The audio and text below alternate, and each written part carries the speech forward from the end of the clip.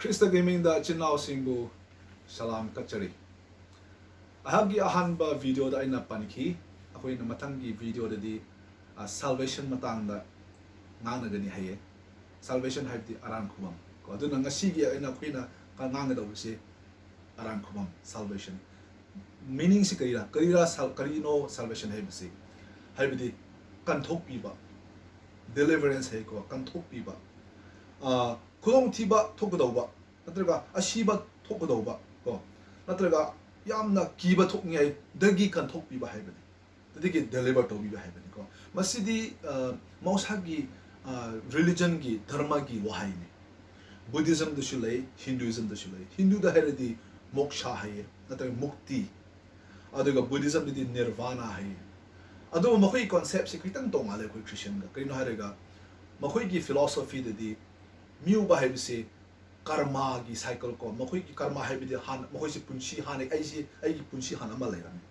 아이 하네 분시시 아이 남마시 라만톰네 바키싱네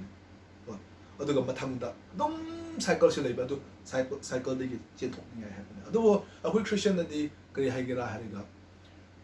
rescue deliverance 하이비디 아랑쿠맘 하이비시디 로만 아이드바 시바디기 간톡라가 이쇼가 레미나 only pun시마 어떠네 이쇼가 레미나 바 노아이 로만아이드 바 이쇼가 레미나 어떠네 거 아드나 마시디 카이노 하르가 아후이보 로만아이드 바 시기도부도 머드디기 아후이보 단비부도 아두 하이브나 아드나 아두 아랑쿠밤시 거리기 다가 거리기 마람노 와이 거리기 다가 알브라 하르가 밥이다 막네 밥나 마람 오이드나 아후이보 아코이 bakkan bipam takar we pap haibedi miu ba haibesi loin ba papi chen mani romans da akoy na bayam na khali khangi romans ahumda mi pum na mak se tamang mi ba pum mak se papi chen mani kana absu chumba laite dhamma chen ba laite kana su ishom su thi de hai aduna romans ki ahum taruk kun humdai da haibedi pap gi atoman di ashibini hai ko pap gi atoman di ashibni aduna 밥 해비시 아시바 단디네 단디데 시바 아두 시바 해비시 좀내기 학장이 시라더나 로만 아이다바 시바 해비네 아다 코이나 로만스 아마기 타니판다 그바 해라가 이쇼기 아샤오바시 설가디기 아샤오바시 धर्म चेंदबसिंग अदुगा इशोबो पामदबसिंग खंगदबसिंग गिदमा Damana my असाउब Oran grey Hepburn अदुना अखोई पाप अखोई से Shiba ईश्वर के असाउब से अखोई गोंदा ले अदुदगी अखोई बो ईश्वर ने कंथोक पीबा हाइबन को कंथोक पीबा अखोई बो थबक फंगदबगी गोंबा नत्रगा अखोई बिजनेस दा नत्रगा अखोई पुंसीदा सक्सेस लेतबगी मदुदगी नत्रगा पार्टाइम पांगी नत सगले बागी तमने अदु मसीसे कनाना कनबी बताब्रा कनानो हजि कनबी दोबसे मी मासे सिगे दौरे कनाना कनबी दोबना मी मासे अवान थिंग्रे कनाना कनबी दोबनो हरेगा मसिदा कोई गॉस्पेल हेरे गॉस्पेल आपने को गॉस्पेल आप है कमा तबरा कनारा हेरे ईश्वर मसामंग ने ईश्वर मसामक गिदंदीदगी ईश्वर मसामंग कनबी बता गॉस्पेल है जीसस क्रिस्ट को gospel de Jesus Christ karino mana sikre hingat kre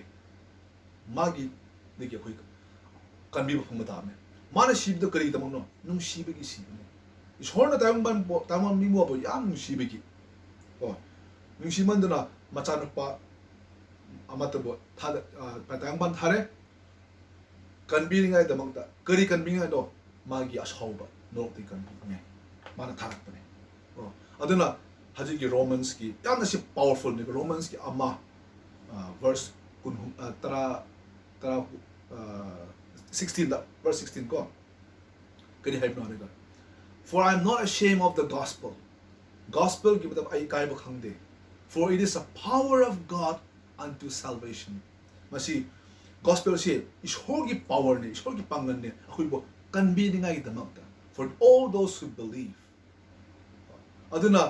मसी believe है तो जिसु क्रिस्ट आदुने मानने ने कोई मन कमी दो अदुना ईश्वर ना मागी असाउबदी की अखुब कंथोक दी बने अदुना दी ईश्वर ना अखुब कंबी से मादी की ईश्वर की कंबी बने को God save us from God 하이브드네바 크락 잠맘나가니 아두막네 아도 하지디 아두네 하지게 마 salvation MC 아코이 건비바 거 쇼나 예수 그리스도 아도 next step 시 아코이기 쿠달레 마탕기 step 시 how to be saved 카마이나 아코이 건비바 방기라 카마이나 노 하레가 예수 그리스도 하이 believe in the Lord Jesus Christ 예수 그리스도 타자오 해 아도 타자버시 카마이나 타자바 하레가 as Lord and Savior प्रभु ईश्वर का दगा आई कंबीबा को Savior हाइबदे कंबीबदो अदुना तनना Lord हाइबदि मपु